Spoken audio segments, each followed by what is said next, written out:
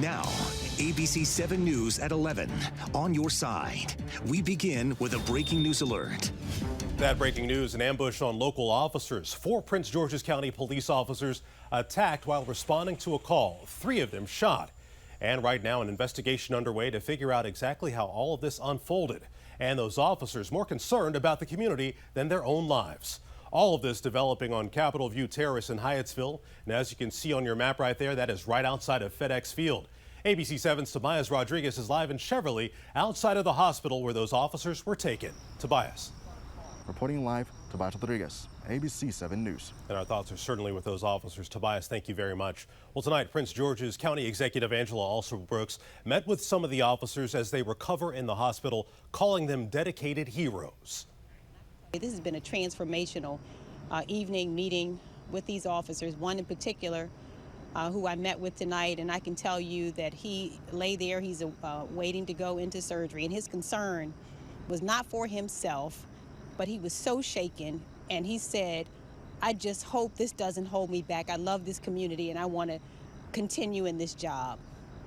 Well, the last time Prince George's County officers suffered tragedy in their department was February of 2018.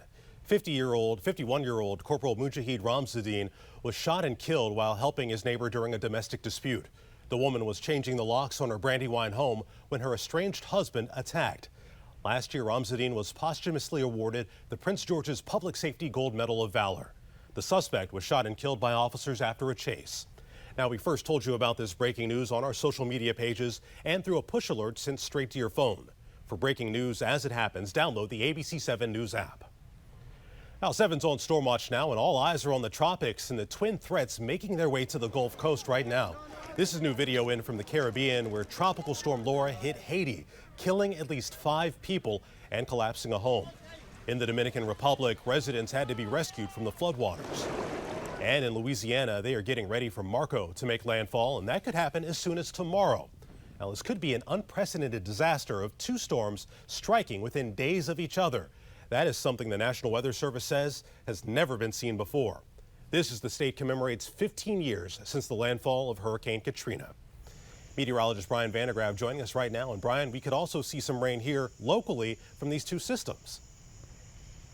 Yeah, that is definitely the possibility by Friday and Saturday. In just a few, Brian, thank you very much. And a protest and a musical movement combined tonight in Northwest Washington. Demonstrators making noise to send a message, don't mess with the mail.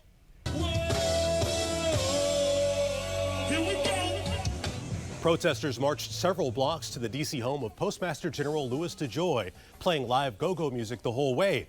Now, the Shutdown D.C. group organized this, saying the changes that DeJoy has made to the Postal Service are an attack on democracy.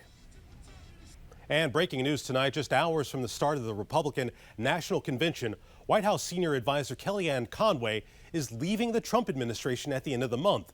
She's set to speak at the convention Wednesday night. Meanwhile, today in the district, tents, a stage, and lights were all brought to the White House grounds. Several speeches are set to be made from the People's House, including a speech from First Lady Melania Trump from the newly renovated Rose Garden. The president will also speak from the White House when he formally accepts the Republican nomination later in the week. And tonight we heard from the Democratic presidential ticket, the pair speaking with ABC News' Robin Roberts and David Muir.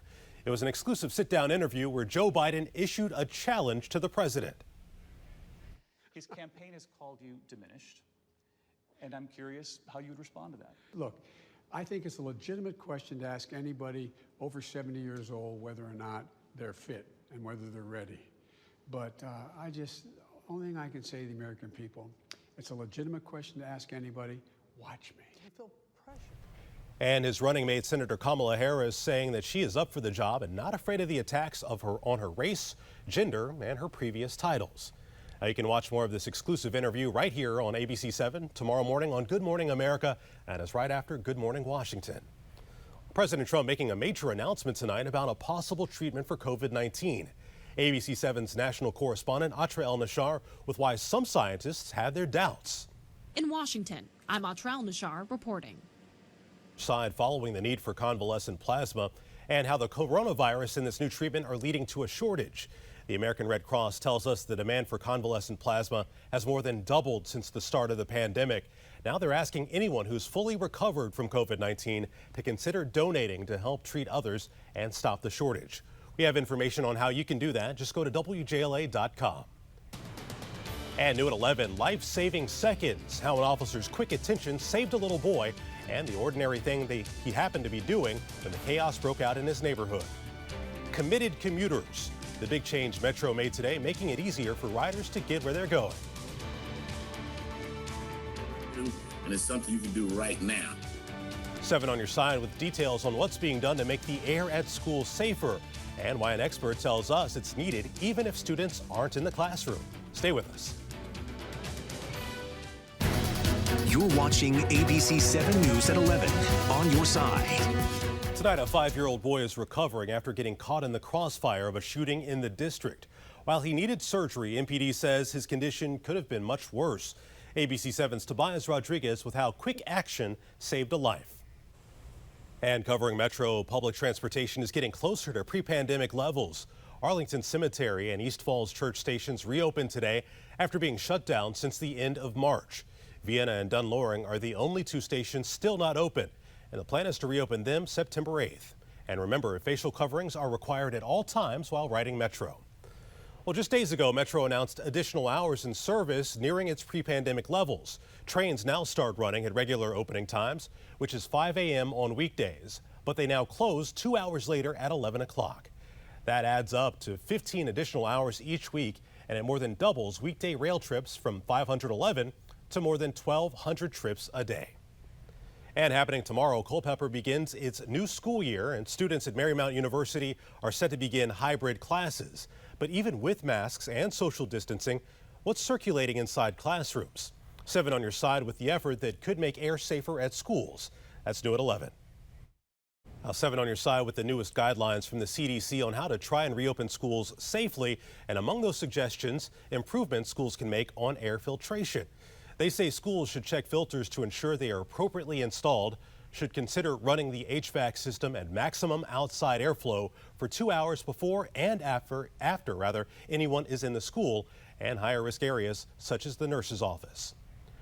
Now 7's on Storm Watch now, where hurricane hunters braved a bumpy ride to fly into the center of Tropical Storm Laura.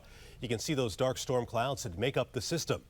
Hurricane hunters fly into storms to get measurements and send that data back to meteorologists. Now, as the storm transitions and gets stronger, it's a much more turbulent ride to the center. Now, I know that's a lot of information that meteorologists like yourself can use right now, and a lot of eyes on these 2 storms. Wow, it could be really devastating, Brian. Yeah, because that same area along the southern coastline of Louisiana, one will get Marco first by tomorrow evening, and then less than 48 hours later, some of those same locations will be impacted. And in 10 minutes right here. Carl? Counting down the seconds, Olivia, thank you very much. Well, still ahead, a unique art installation, how a new addition to Union Station honors an historic figure we don't hear enough about. That's new tonight. Welcome back. New tonight, this year marks 100 years since American women got the right to vote. To commemorate this milestone, a massive mosaic of suffragist and civil rights leader Ida B. Wells was installed tonight on the floor of Union Station. The portrait is comprised of thousands of photos featuring women who fought for the right to vote. That mosaic will be complete tomorrow and on display through Friday.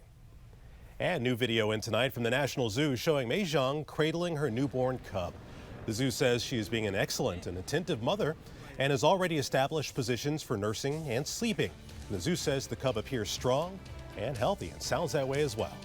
Now we have hot temperatures and a chance for rain when you'll need that that sunscreen and the umbrella coming up next. All right, Brian, thank you very much. And thank you so much for joining us.